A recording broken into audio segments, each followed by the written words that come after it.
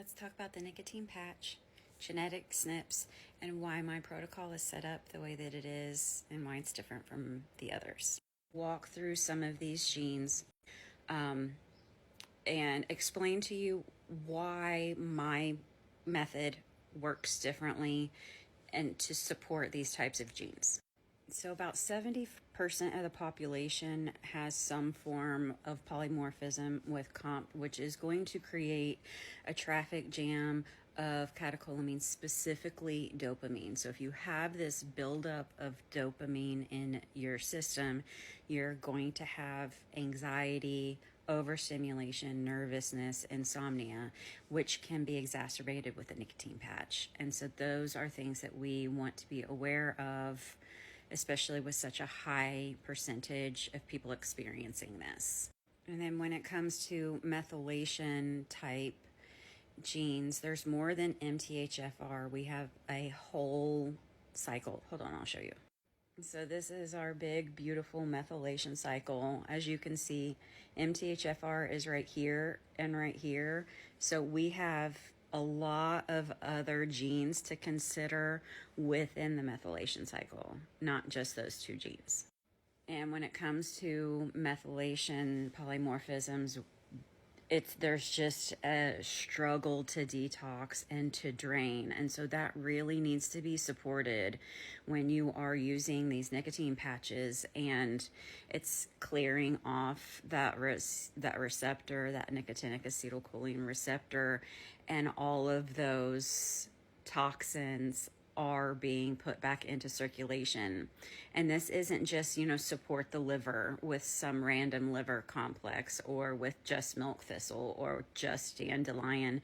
You have several different detox pathways that you need to maintain to ensure that all of that stuff gets out. Otherwise, it's just going to stay in circulation and move from one place to another.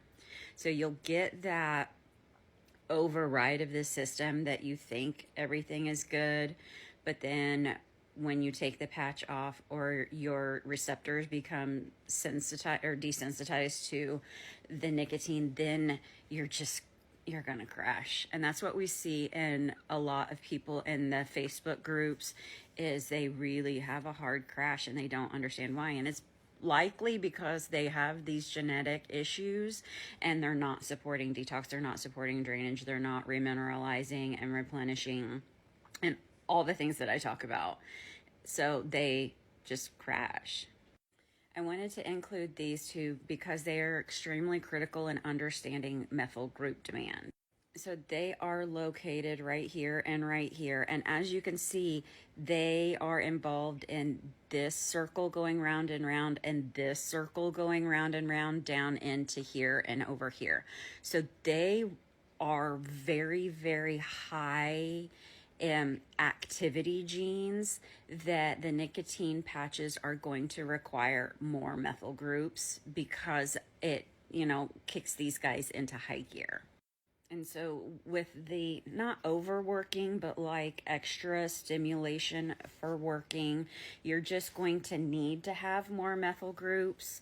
And instead of taking a bunch of more methylation supplements like SAMe, TMG, methylated B vitamins, etc., that comes from our microgreens. And it's natural sources of these things. So you don't have to worry about overdosing. It is a bioavailable natural source. And again, about 75% of the population has an issue here. We know a high amount of population. This is debated right now. It's at least 60, but I know that it's pushing 80 to 90% that people just have a methylation issue of some sort in that big cycle.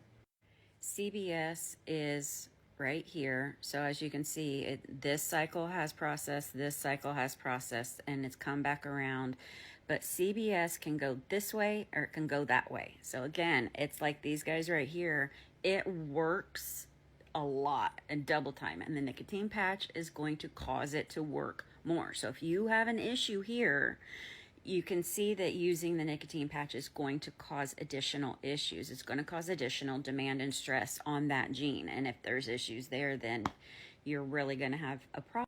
So over here, we see that it has to deal with detox and drainage. So that's where the binders come into play, where I've recommended that we support the detoxification process, we support the draining process, and support binders. And that is covered by the Guna drops that I really, really love, the liver support tincture, the lymphatic support tincture, and again, microgreens. Microgreens provide a lot of fiber that people don't recognize or is often dismissed, but natural plant fiber binds toxins and helps support gut health as well as just elimination. And PEMT is the last one that we're going to talk about. And this is just a really short list, but there are a lot of others. But PEMT has to directly deal with phosphatidylcholine. And this one is upwards of 80% of the population have it, specifically women.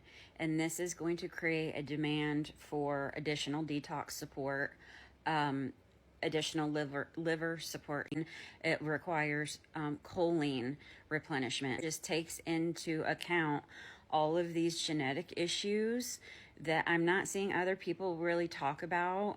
And I don't want to mask symptoms. I want people to heal. And that requires being aware of why. It's science. It's just basic science. It's just understanding biology and human anatomy and genetics. And just to show you where PEMT is in this process, it's right here. So that's where the superfood microgreens and the Solace was formulated. Not just the tea, but also the tincture. And they're both great and individually and together. Teas, think of low dose and extended release, and tinctures, think of like full maximum dose and an immediate right now release, but it's like more short acting. So they can be used together or individually, but they really have a lot of benefit. The microgreens and the herbs together provide all of the cofactors required for those genes, as well as vitamins, so that they can actually function even though there are genetic problems. We're just supporting those needs.